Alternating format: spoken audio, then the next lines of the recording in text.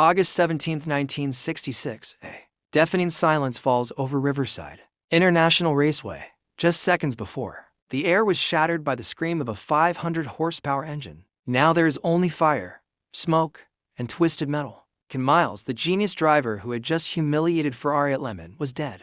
Ford Motor Company called it a tragic testing accident. The racing world mourned a fallen hero. But whispers began almost immediately. Whispers of a car that was never right. Whispers of corporate pressure. Whispers that Ken Miles, the man who could feel a car's soul, had been screaming about this machine's fatal flaw. This isn't just the story of a crash. This is a story of corporate ambition, a driver's last warning, and the shocking truth behind the machine that killed him. What really happened to Ken Miles? Act 1.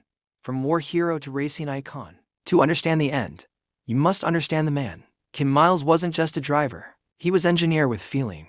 A wartime tank sergeant who learned discipline under fire and a craftsman who believed in feeling a problem with his hands. This duality made him indispensable to Carroll Shelby. While Shelby was the charismatic visionary, Miles was the obsessive realist. As famed Shelby team engineer Phil Remington later put it, Ken had an uncanny feel. He could drive a car come in and tell you exactly what it was doing, why it was doing it, and what to change. He was a developer, not just a pedal pusher. He tamed the vicious cobra not through brute force, but through understanding.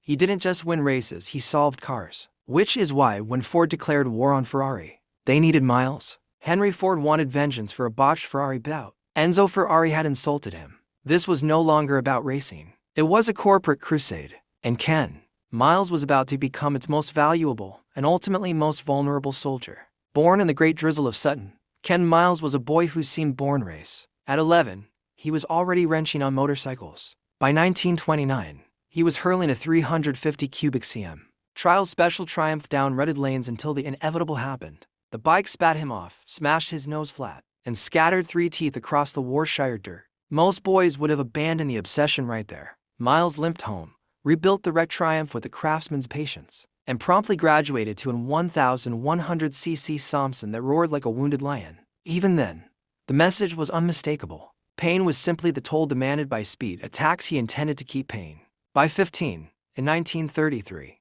his mechanical instincts could no longer be contained by school books. He left the classroom for the clang of the workshop, beginning an apprenticeship at Wolseley Motors. When the sirens wailed in 1939, calling Britain to war, Miles answered. He traded the roar of motorcycles for the grinding thunder of Sherman tanks, and by 1940 became a driving instructor at Blackpool.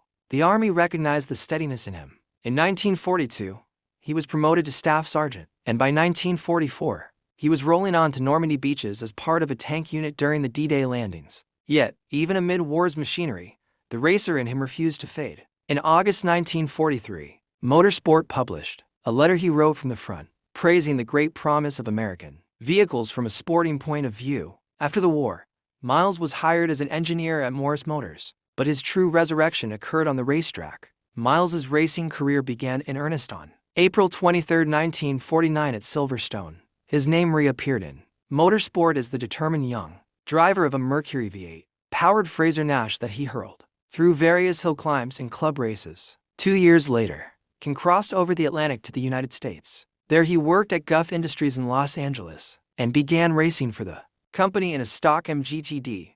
In 1953, he claimed his first American victory at Pebble Beach and then won every under 1,500 CICCM race that season. The MG was modified, re-engined to 1,500 centimeters, and christened the Flying Shingle. This small yet audacious creation brought him victory after victory in the SICA modified class, even against spirited challengers like actor James Dean.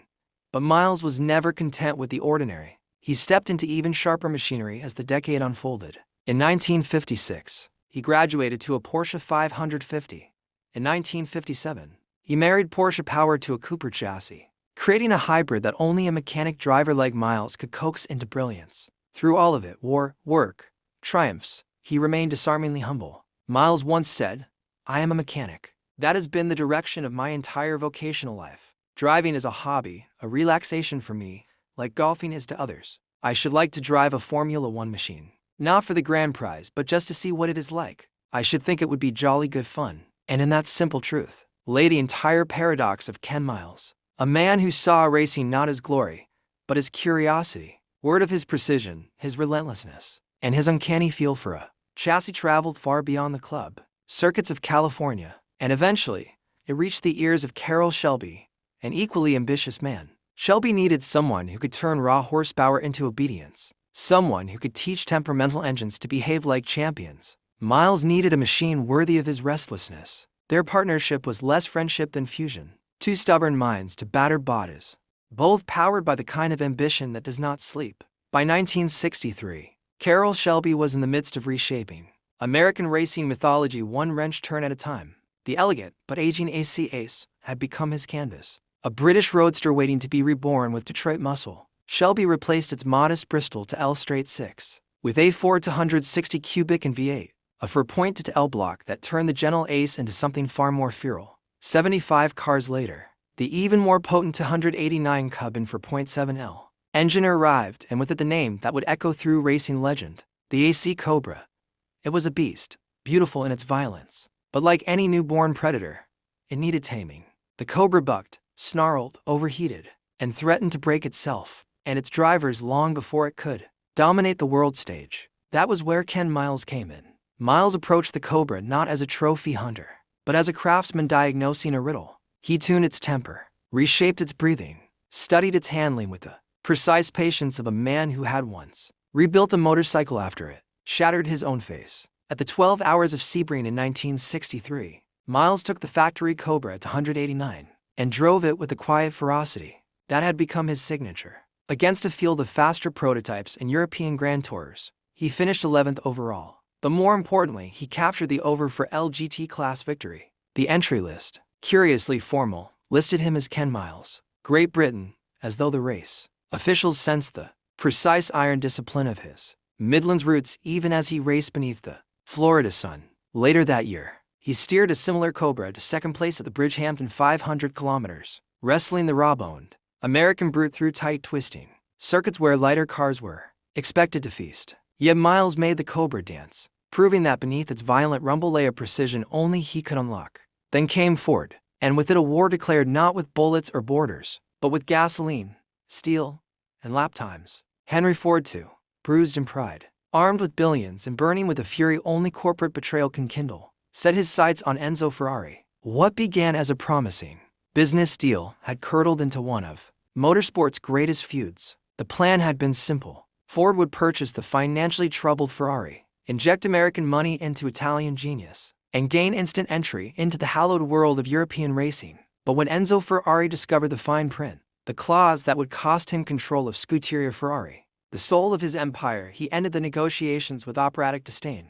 The old man walked away, leaving Ford humiliated, livid, and determined to exact revenge on the only battlefield Ferrari truly worshipped, lemons. As a corporate middle finger to Ferrari, Ford turned to Carroll Shelby,